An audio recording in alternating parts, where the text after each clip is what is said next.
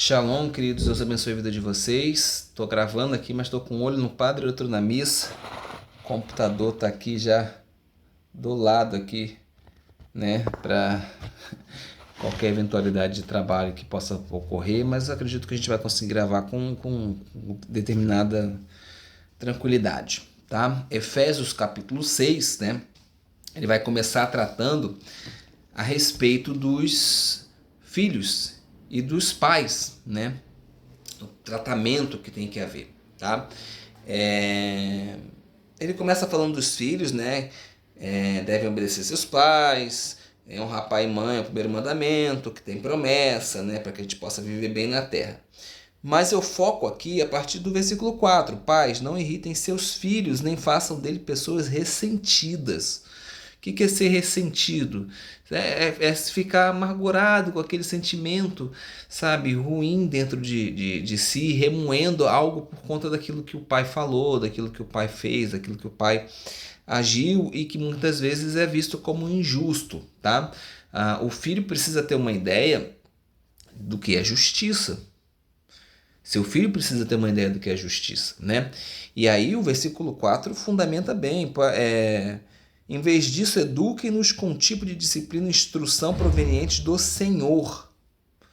Então nós que somos pais, nós estamos alguns anos, bons anos à frente dos nossos filhos, no quesito experiência, no quesito vivência de vida, né? Então quando nós transmitimos para os nossos filhos os ensinamentos, que muitas das vezes não são nem falados, são por conta das atitudes que nós tomamos, nós devemos passar uma instrução que vem do Senhor. Separei para vocês aqui, ó, vou abrir aqui a Bíblia rapidamente. Vamos tentar Gênesis capítulo 18, versículo 19.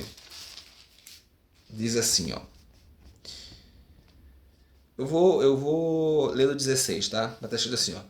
Os homens partiram dali e olharam para a direção a Sodoma e Gomorra. E Abraão foi com eles para vê-los em seu caminho. Então Adonai disse: Devo ocultar de Abraão o que estou para fazer? Visto que Abraão se tornará com certeza uma nação grande e forte, todas as nações da terra serão abençoadas por meio dele? Pois eu me revelei a ele para que ordene a seus filhos, a seus filhos e sua casa depois deles, que guardem o caminho de Adonai e façam o que é certo e justo, para que Adonai faça acontecer a Abraão o que lhe prometeu. Tá? Então, nós devemos ensinar aos nossos filhos o caminho certo, o caminho da justiça, o caminho de Deus. Isso é fundamental. Talvez seja o maior investimento que a gente tem que fazer nas nossas vidas em relação aos nossos filhos. E a gente tem falado muito em relação a isso, gente. Se a gente for para Provérbios, por exemplo, capítulo 22, no versículo 6, vai estar descrito lá, né? Você deve ensinar o menino, né, o caminho que ele deve seguir para que ele não se desvie dele. Ou seja, traduzindo, quando você dá um ensinamento de justiça para a criança, quando você entrega a ela um conhecimento acerca das coisas de Deus, aquele conhecimento não deixa ela quando ela cresce. Aquilo não é abandonado. Existem algumas coisas, alguns ensinamentos, algumas condições da nossa vida que são abandonados no meio do caminho, mas em relação às coisas do Senhor não, elas vão ficar sempre gravadas, né? E eles vão ser sempre massacrados, no sentido bom da palavra, massacrados pela sua própria consciência, quando começarem a fazer as coisas erradas. Porque eles vão sempre lembrar, mas esse não era o caminho que eu aprendi. Então a consciência mesmo vai trabalhando. Eu sempre dou um exemplo aqui em casa da criança pequenininha, né? Às vezes você tem que dar um tapinha na criancinha pequenininha. Um tapinha não significa que você vai machucá-la ou que você vai agredi-la, tá? Por quê? Porque se eu chego para um adulto e eu falo assim, não coloque o dedo na tomada porque você vai tomar choque, o adulto consegue entender. Mas uma criança de 1 ano e pouco não consegue entender. Uma criança de 2 anos não consegue entender. Então quando você vai ali e você dá o tapinha, ela entende não que aquilo ali faz mal para ela, não que aquilo ali é eletricidade. Ela entende que se ela for ali, ela vai tomar o tapinha. Isso é uma forma de ensino, é uma forma didática de ensinar. né? A tendência natural dos nossos filhos quando vão crescendo é eles diminuírem as ações agressivas nossas em relação a eles. Então, assim, se a gente está fazendo tudo jeitinho, bonitinho, quando a criança vai crescendo, ela, principalmente quando ela passa dos 6 anos de idade, a tendência natural de que você diminua, que dificilmente você vai avançar contra ela para dar um tapinha ou para fazer qualquer outra coisa do tipo, porque ela já começa a compreender. Né? Só que ela precisa ser bem ensinada. E para a criança é muito difícil você dizer para ela não faça isso e ela está vendo você fazer. Para ela é muito complicado ela conseguir compreender, tá?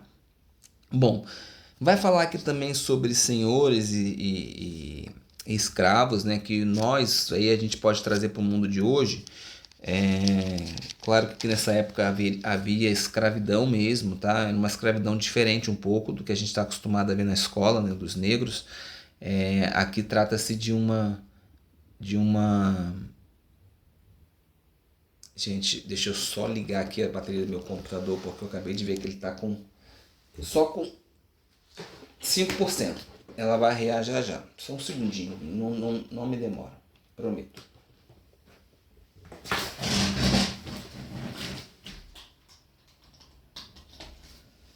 Pronto, já liguei. Então, era uma escravidão um pouco diferente, tá? Havia escravidão, inclusive, e alguns recebiam, um salário muito baixinho, mas recebiam. E o que me chama mais atenção nesse texto é que o escravo ele deveria trabalhar para o seu senhor, não simplesmente trabalhando para o senhor, mas levando em consideração que ele tem que fazer o que é correto para com Deus. E o senhor de escravo também deveria tratar os seus escravos de forma adequada. E aí o texto, não sei como é que está na versão de vocês, mas na minha diz que, assim, ó, e senhores, trazem seus escravos da mesma forma, não os ameacem. Lembre-se de que vocês e eles têm no céu o mesmo Senhor e ele não tem favoritos. Então, trazendo para o mundo de hoje, a gente tem que ter um pouco mais de respeito com o nosso trabalho, um pouco mais de respeito com as pessoas que são os nossos chefes, né? Levar em consideração que o nosso comportamento, como diz o pastor Rodrigo Silva, às vezes é a única Bíblia que aquela pessoa vai ter acesso. Então, ela precisa encontrar Deus diante de ti. Você tem que ser instrumento para levar Deus na vida dessas pessoas. Bom, e aí nós vamos entrar para a questão da armadura de Deus, né? Como nós devemos usufruir aí das armas espirituais, né? Deixa bem claro para a gente, olha, vocês não estão lutando com coisas terrenas, vocês estão lutando com coisas espirituais, tá? Então nós não lutamos contra seres humanos, tá? Mas nós lutamos contra agentes que são invisíveis, tá? E esses agentes invisíveis, eles fazem parte do exército do adversário, né? Então não adianta a gente lutar contra agentes invisíveis de um exército espiritual usando armas físicas, armas do dia a dia, né? Nós temos que usar as armas que Deus determina que são armas poderosas, né? Que são capazes de destruir fortalezas dos espíritos malignos. Se a gente for lá em 2 Coríntios, por exemplo, no capítulo 10. Então, nós crentes lutamos com uma armadura e com armas que são providas por Deus, tá? E muitas das vezes eu muitas das vezes falei, eu queria, se eu desse para lutar fisicamente contra Satanás, eu enchia a cara dele de bolacha. A gente às vezes pensa dessa forma, né? Mas nós não podemos utilizar métodos mundanos, né? Nós temos que ser sensíveis e utilizar os métodos de Deus, né? Que são o quê? Aí nós vamos começar a falar. Em primeiro lugar, a verdade, a justiça e a prontidão. Verdade, justiça e prontidão. Aqui no meu texto chega assim, ó, assim resistam, usem o cinto da verdade, né? Vamos abrir lá em Isaías. Deixa eu botar aqui. Vamos abrir aqui. Isaías capítulo 11, versículo 5. Olha o que está escrito no profeta. A justiça será o cinto em sua cintura, a fidelidade, a faixa em torno dos seus lábios. Então, quando a gente começa a ver aqui a armadura de Deus, né? A verdade presa em torno da sua cintura, o profeta já estava falando, Paulo estava fazendo provavelmente uma referência a ele, né? Então, a justiça será o cinto em sua cintura, a fidelidade faixa em torno dos seus lábios. Isaías 11, versículo 5. E aí ele segue. Revistam-se da justiça como couraça. Tá? Se eu for lá em Isaías 59, deixa eu abrir aqui, Isaías 59, Isaías 59, versículo 17, vai estar escrito assim, ó: Ele vestiu a retidão como peitoral e a salvação como elmo em sua cabeça. Ele vestiu a retidão, a justiça, como peitoral e a salvação como um elmo sobre a sua cabeça.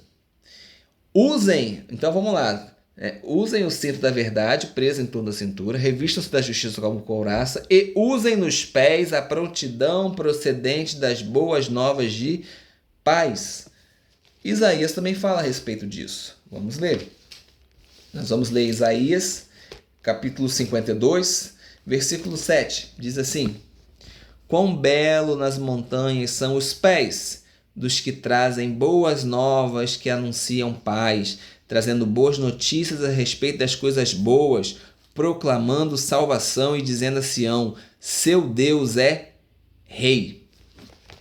Então, mais aí uma arma espiritual descrita em Isaías que Paulo vai trazer para dentro aqui do texto para nos direcionar, né? Então, e usem nos pés a prontidão procedente das boas novas de Shalom, sempre usem o escudo da fé, né, da confiança, no qual poderão apagar todas as setas inflamadas do maligno, e tomem o elmo da libertação com a espada concedida pelo Espírito. Eu já li para vocês aqui em Isaías, no capítulo 59, no versículo 17 ou 15, cadê? No 17, ele vestiu retidão como peitoral e a salvação como um elmo sobre a sua cabeça. Então, tá aí, ó, o elmo da salvação, né? E a espada concedida pelo Espírito, né, que é a palavra de Deus, enquanto oram em todas as ocasiões, tá? Então, nós temos que utilizar dessa situação, né? Em primeiro lugar, gente, a verdade. Na verdade, não há erro. Não há erro na verdade, né? Eu e a Michelle, nós temos algumas discussões aqui em casa, discussões boas, a respeito disso. Porque ela acha a verdade, ela tem que ser dita, mas ela tem maneira de ser dita e momento de ser dito. Eu acho que a verdade é verdade. Eu acho que verdade é verdade. Ah, mas você falou uma verdade, a pessoa ficou chateada com você. Sim, ficou. Mas quando está lá na cabeça dela de que aquilo que foi falado para ela é verdade, a pessoa depois vem para conversar com você, sabe? Eu acredito muito nisso. Eu acredito que verdade é um instrumento maravilhoso, né? Justiça, o que é justiça? Justiça não é aquilo que você acha que é justo, não. Justiça é aquilo que Deus determina que é justo. Ou seja, a lei dele está aí para dizer para você o que é justo e o que não é justo. A lei de Deus serve para isso, gente. Para isso que serve. Você olha lá, deixa eu ver aqui. Ah, Deus diz que isso aqui ele não gosta, isso aqui ele gosta. Então eu devo deixar aquilo que ele não gosta para trás e devo fazer aquilo que ele gosta. Isso é justiça. O que é prontidão? É estar pronto, é estar preparado. Gente, quem gosta de ler a Bíblia, eu gosto de ler a Bíblia. A gente às vezes está lendo a Bíblia, lendo. E aí a gente está se preparando. Porque pode ser que em determinado momento Deus utilize aquela palavra que Ele deu para você naquele dia que você estava lendo a Bíblia para que sirva como instrumento para pregar as boas novas de paz. Só que muitas das vezes nós não estamos nos preparando. Isso é o problema. Aí quando Deus quer nos usar, nós não estamos em prontidão, nós estamos prontos. Então, precisamos estar sempre prontos. Um soldado na guerra precisa estar sempre com seu rifle pronto. Ele nunca sabe quando ele vai usar, tá? Então, prontidão, né, para levar as boas novas de paz, né? E as boas novas trazem paz. Eu falo assim: meu filho, você está perdido na sua vida aí, mas olha só, existe um Deus que enviou seu filho, e seu filho veio para nos salvar. E veio para trazer paz. Fica em paz, você está em paz agora. Arrependa-se dos seus pecados e vive uma vida de paz com Deus, né? Fé, que é o instrumento principal, né? Sem fé é impossível agradar a Deus, né? Salvação, crer na salvação, né? E estar sempre pronto com a palavra de Deus, tá? E mediante o quê? Ao Espírito e a oração, tá? Mediante o Espírito e mediante a oração. Jesus lá no deserto venceu o diabo usando a palavra. A espada dele naquele momento foi a palavra. Gente, era Jesus. Era Jesus. Ele podia simplesmente falar assim: ó, não gosto de você, não vou com sua cara, vi você caindo do céu aprontando com meu pai, faz o seguinte, tchau, puf, acabou, diabo. Tá? Mas ele enfrentou ele como um homem, para dar exemplo para mim e para você, e para pagar o preço, que era justo. Porque numa demanda judicial, quando Adão entregou o seu pecado, ele entregou esse mundo para Satanás. Mas esse mundo foi comprado de novo. Nós fomos comprados com preço real, que foi um preço de sangue. E hoje nós somos judicialmente livres. Isso é maravilhoso, né? Bom, e aí ele vai falar sobre oração, né? Ele vai falar sobre todos os tipos de súplicas e oração, tá? Então a oração, eu até eu oro mais assim na minha cabeça. Às vezes eu estou fazendo qualquer coisa, estou lá fora regando as plantas. E eu falo: Senhor, eu estou fazendo tanto isso aqui, papapá, estou com a vida toda bagunçada, estou fazendo isso. E eu vou conversando com Deus, entendeu? Então é uma forma de orar, mas tem a forma de orar falando, tem a forma de orar suplicando, tem a forma de orar de joelho, tem a forma de orar em pé, tem a forma de orar sentado, tem a forma de orar através de cânticos, tá? Então a gente possa estar firme em todos os tipos de oração. Finalizando o capítulo 6 de Efésios, ele vai falar sobre Tíquico aí, tá? Tíquico, ele era um crente da Ásia, tá? Da Ásia Menor. Ele acompanhava Paulo em algumas situações. Ele, por exemplo, acompanhou Paulo em Jerusalém, em Atos, lá no capítulo 20. Fala a respeito disso, né? Paulo vai enviar Tíquico para Éfeso, né? Como portador dessa carta, né? Também da carta que foi dirigida para os Colossenses, né? E talvez a carta que foi entregue para Tito lá em Creta, tá? Que nós já estudamos lá na carta para Tito. Muito bem, esse é Efésios no capítulo 6, eu espero que tenha sido bênção para a sua vida. O objetivo desses vídeos eu sempre falo, eu estou deixando material para os meus filhos, né? E para todos aqueles que Deus quiser alcançar com esses vídeos. Então, Deus abençoe a sua vida. Shalom.